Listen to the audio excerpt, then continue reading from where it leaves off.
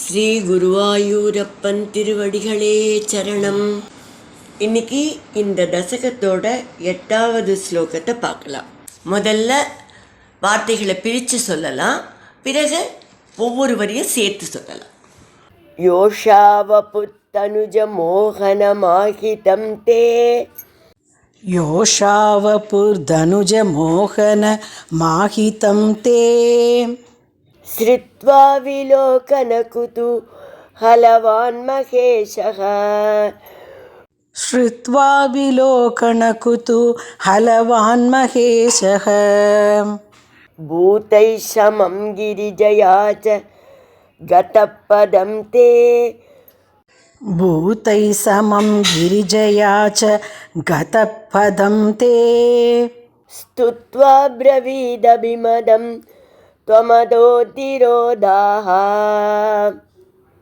स्तुत्वा ब्रवीदभिमतं त्वमतोतिरोधाः योषावपुत्तनुजमोहनमाहितं ते श्रुत्वा विलोकनकुतूहलवान् महेशः योषावपुर्धनुजमोहनमाहितं ते श्रुत्वा विलोकनकुतूहलवान् महेशः भूतैः समं गिरिजया च गतपदं ते स्तुत्वा ब्रवीदभिमदं त्वमदोतिरोधाः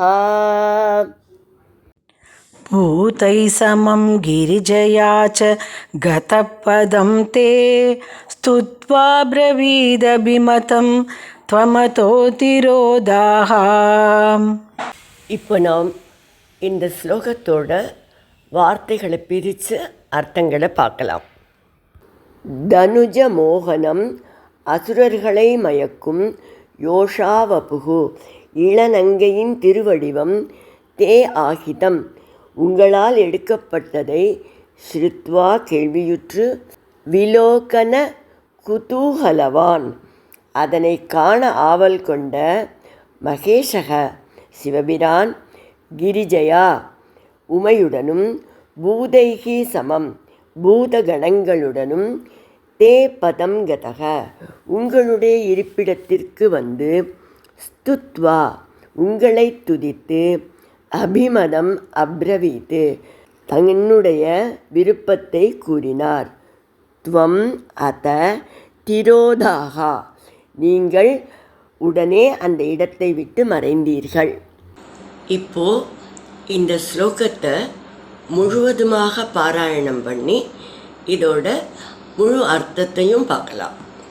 யோஷாவபுத்தனுஜ மோகனமாஹிதம் தே ஸ்ருத்வா விலோகனகுதூஹலவான் மகேஷः பூதைः समं गिरिजया च गतपदं ते स्तुत्वा ब्रवीदभिमदं त्वमदोतिरोधाः.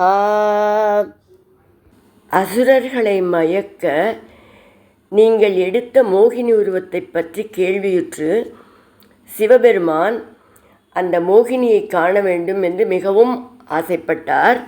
உடனே பூதகணங்களோடும் பார்வதியோடும் உங்கள் இருப்பிடமான வைகுண்டத்திற்கு வந்து உங்களை துதித்து தன்னுடைய விருப்பத்தை தெரிவித்தார். அப்பொழுது நீங்கள் அந்த இடத்திலிருந்து மறைந்து விட்டீர்கள்.